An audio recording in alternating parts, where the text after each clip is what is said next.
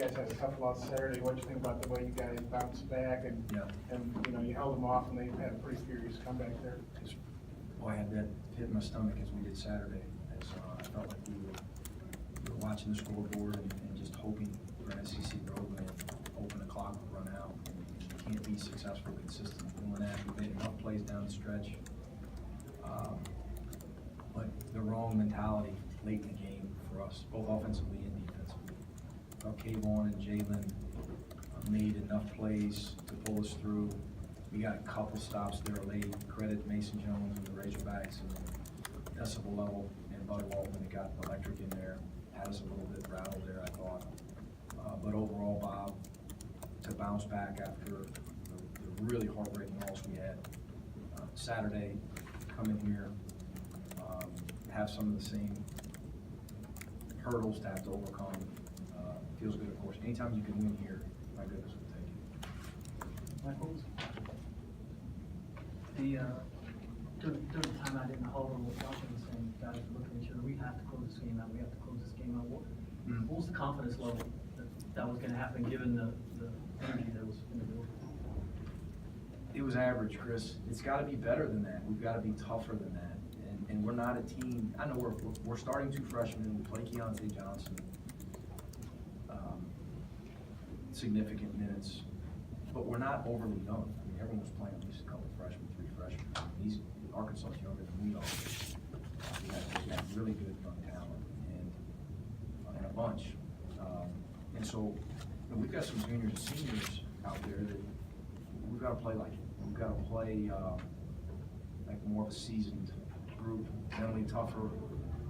Got to get more leadership, and I think Dante's growing in that regard. Noah and Andrew are growing in that regard. But we were, when we got up 15, we were different. And hopefully we learn from it. We didn't learn from it Saturday, but maybe 2 in a row we'll learn from it. I'm not sure we'll be up 15 again, but hopefully we will be. You called timeout with 12 seconds left, up 4. What was the plan there? What did you say in the huddle? Just Green don't foul 3 about 87 times in a row. We just wanted to make sure. Also, we thought, especially with the speed of Harris, that they could potentially extend the game by drawing quick foul, getting the line. As much as we were struggling with press, I really just wanted to key in on the defensive possession and see if we could get solid. I know Kayvon didn't have a great shooting night, but he looked like he was aggressive. He got to the line, he closed it out with free throws. What do you think of his game? He was the best player on the court, I thought. I say that Mason Jones was pretty good. But Kayvon was our best player tonight. We were to give a game ball. I hope my other guys don't get sensitive about that, but he was really good. And I thought he had a couple other pretty good looks that if they could have gone down, he would have had really good numbers.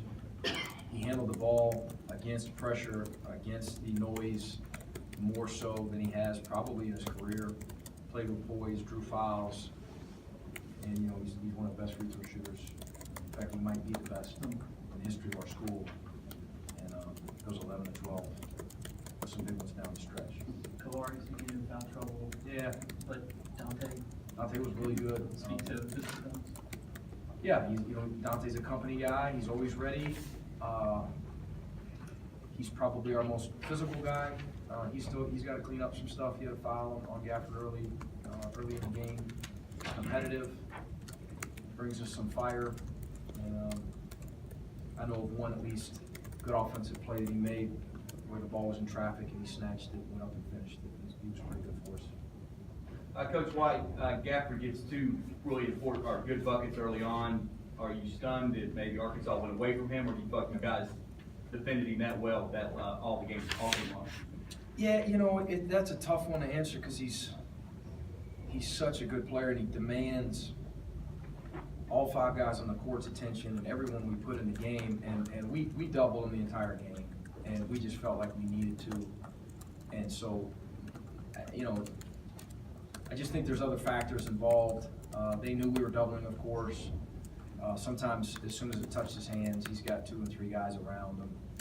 We did a pretty good job of rotating out of those fires. We call them fires, those post traps. But a couple times, they made us pay for the post traps where they got open threes out of them.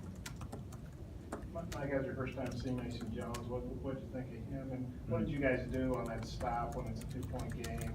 Coming out of Arkansas's timeout, he drove. Yeah. You got to stop and Bailey can get the rebound and stick back. What'd you guys do on that? Nothing different, Bob. I think it was, if I remember correctly, was a ball screen coverage going to his right hand, correct? Yeah. Threw up kind of a floater in the paint. Right. Fortunately, I think it was Bassett, if I'm not mistaken, or maybe Hayes. I remember two hands, showing hands, sticking his chest out. Fortunately, we didn't come down and back at an arm and foul him. And then I kind of had a bad view of the rebound.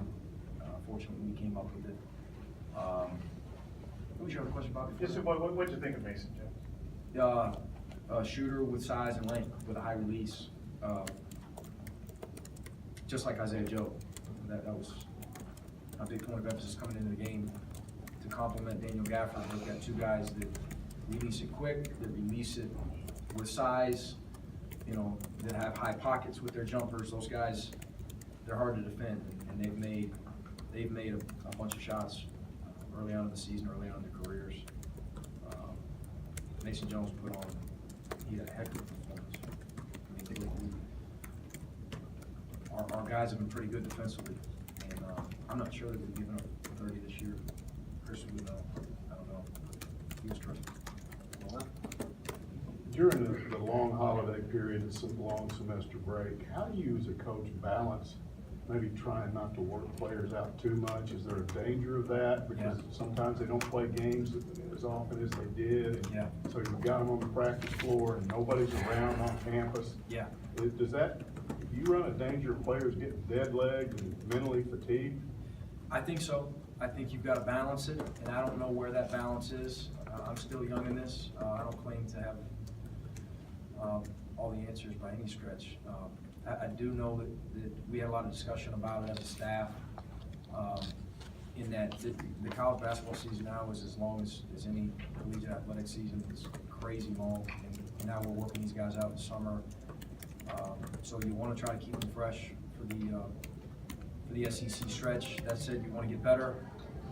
So it's like a daily conversation, and you're always trying to evaluate your guys, not only physically but mentally. I think mentally sometimes guys can get beat down, even when you're practicing, you know, an hour 20, hour 30, but it's every day, and the grind of it, wins, losses, and film.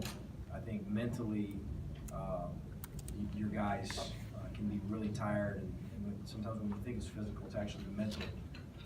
It is a neat time, though, for guys who want to be professional basketball players. I'm sure Coach A and most staffs in the league talk to these guys about, hey, all you guys want to be pros, and this is the time of year where you don't have class.